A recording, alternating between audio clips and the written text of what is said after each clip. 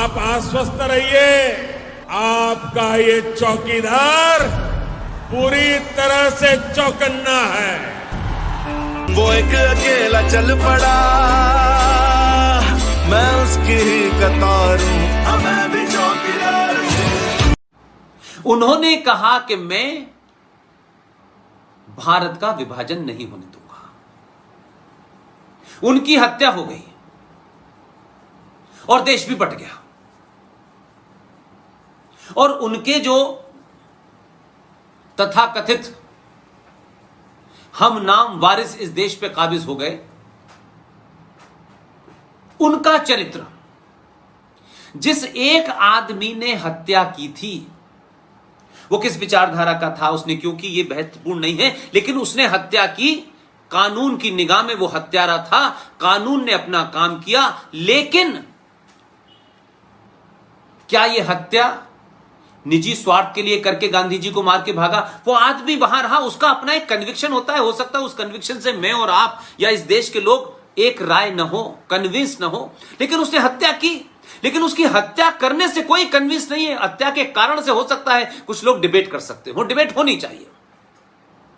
न उसने इसलिए हत्या की कि वो किसी दूसरे मजहब के थे, उसको कोई भरोसा लगा, उस भरोसे को पूरा नहीं हो गया, देश बढ़ गया, उसको लगा ये जिम्मेदार है, उसने आके हत्या कर दी। हत्या करना गलत है, किसी समाज में ये जस्टिफाई नहीं ठहरा सकते।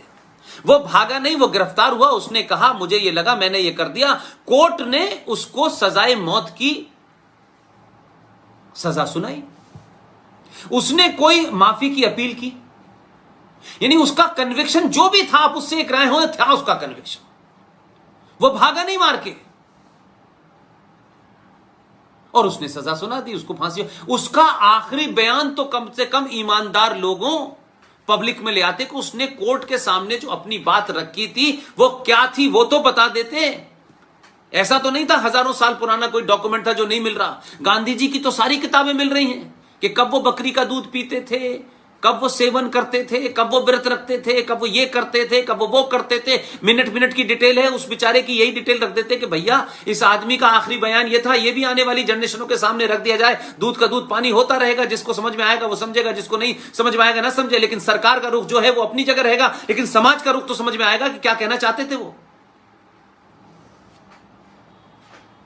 इसलिए मैंने कहा कि एक शख्स ने गांधी की हत्या की, कारण उस पर अलग हो सकते हैं, लेकिन उसी सोच के लोग जो गांधी का नाम लेकर के इस देश में महात्मा गांधी रोड तो बना सकते हैं कि हम महात्मा गांधी के विचारों पे चलना है हमें, तो महात्मा गांधी रोड बना दो, लेकिन विचारों पे मत चलो। उसी परिवार के लोगों ने, उसी सत्ताओं ने 1966 में भी एक हत्या हुई। यह बात मैं तथ्यों के साथ रखना चाहता हूं। गांधी के हत्यारे पे बहुत चर्चा होती है, लेकिन लाल बहादुर शास्त्री के हत्यारों पे चर्चा इस देश में कब होगी? लाल बहादुर शास्त्री को मारा क्यों गया, यह चर्चा क्यों नहीं होती? क्यों लाल बहादुर शास्त्री के बारे में तथ्यों को, 66 तो बहुत कल की बात है, बहुत भारत के अंदर चीजें हो गई थी, बड़े बड़े ज्ञानी लोग मौजूद थे, उनके बेटियां तो अभी भी मौजूद हैं। क्यों नहीं उस पर चर्चा होती? उस पर चर्चा तक नहीं होती। गांधी जी के बारे में जब तक ये देश में पाखंड रहेगा ये सब चलेगा कि गांधी जी की चर्चा तो बताओ, और आज नाथूराम गॉडसे को 500 गालियां दो और अपने विरोधियों को नाथूराम गॉडसे की मानसिकता वाला बता दो, लेकिन लाल बहादुर शास्त्री जो एक गरीब परिवार का आदमी था, जिसकी ईमानदारी का हिस्सा यह था कि उसके घर में खाना जब बनता था तो पार्टी के लोग जब आते थे उनके लिए अलग से आटा था और घर के लिए आटा अलग से था, जो अपने निजी जीवन में इस हद तक ईमानदार हो। और जब उन्होंने जो कार ली थी वो यहां जनपद पे जो उनका ऑडिटोरियम वो है, मेमोरियल है, उस पे जाएंगी। उसकी उनके पास किश्त भरने के पैसे नहीं होते थे, और वो किश्त का पैसा उनके जाने के बाद उनकी पत्नी और उनके परिवार ने भरा। गांधी जी ने के रहते हुए गांधी जी के सामने देश बटा, किसी एक व्यक्ति ने हत्या कर दी, लेकिन लाल बहादुर शास्त्री की हत्या के पीछे का कारण समझिए। क्या वजह थी कि लाल बहादुर शास्त्री को ताशकंद जाना पड़ा?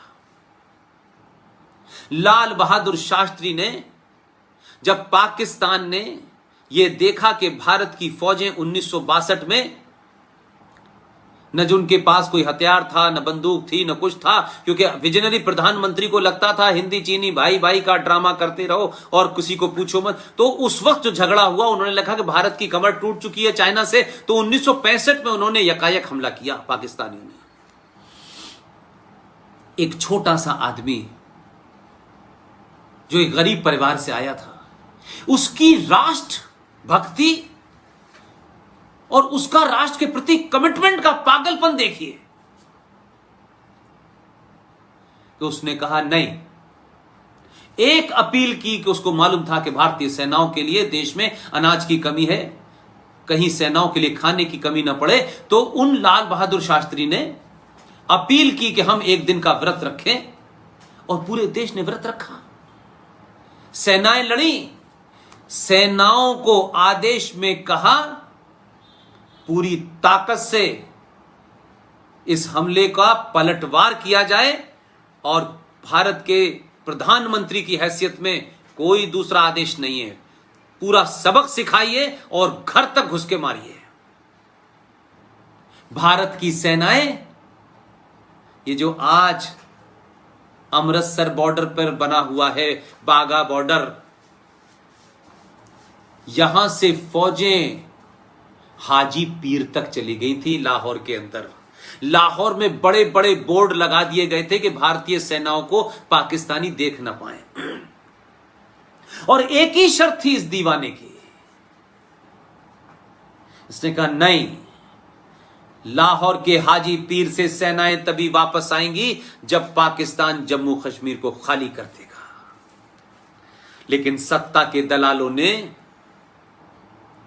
कहा कि अगर इतना ताकतवर आदमी जो देखने में इतना गरीब है, बताया ऐसा जाता है, मैं नहीं जानता, कि जब वो जा रहे थे एक बार तो उन पे कपड़े पहनने तक के लिए नहीं थे, और नेहरू जी ने उन्हें अपना पुराना एक फटा हुआ कोट दिया था। जिस आदमी के अंदर अपने राष्ट्र के प्रति इतनी स्ट्रॉन्ग आयरन स्टील उसकी विल हो, वो आदमी नहीं जाना चाहता था, लेकिन इस देश के षड्यंत्रकारियों ने उनको ताशकंद जाने पे मजबूर किया। क्योंकि इस देश में सत्ता पे जो लोग आने वाले थे, उनको लगा कि लाल बहादुर शास्त्री जब वापस लौटेगा और अगर कश्मीर खाली हो गया तो इस देश में लाल बहादुर शास्त्री को सत्ता से उतार नहीं पाएगा कोई, और मैं एक बौने बाप की बेटी होकर के सत्ता की पारी कैसे शुरू करूंगी। लिहाजा किन लोगों के माध्यम से, उसमें बहुत सारी शक्तियां इन्वॉल्व थी, उनकी हत्या कराई गई। और उनकी हत्या जब यहां आई, उनका शरीर नीला था। उनके परिवार के जो लोग हैं उनसे मेरे निजी संबंध भी हैं। सब उस समय का लिटरेचर और सब तस्वीरें देखी, उस समय उनका पूरा शरीर नीला था। उनकी पत्नी ने सर पटक पटक के जमीन पे कहा कि एक बार पता करो कि क्या हुआ है। कोई पोस्टमार्टम नहीं हुआ। ये उस परिवार के दलाल हाथरस जा रहे हैं पोस्टमार्टम कराने के लिए। हारी हुई बाजी को आज इस देश में बलात्कार राजनीति का एक एजेंडा बन गया है। सत्ता प्राप्ति के लिए एक जन आंदोलन खड़ा करने के लिए किसी के बलात्कार को आप इशू बना करके राजनीति चल रही है। हर शहर शहर चल रही है। और यह भी तय हो रहा है कि कितना ब्रूटल बलात्कार हुआ है, इसलिए वो प्रवृत्ति बदली नहीं है।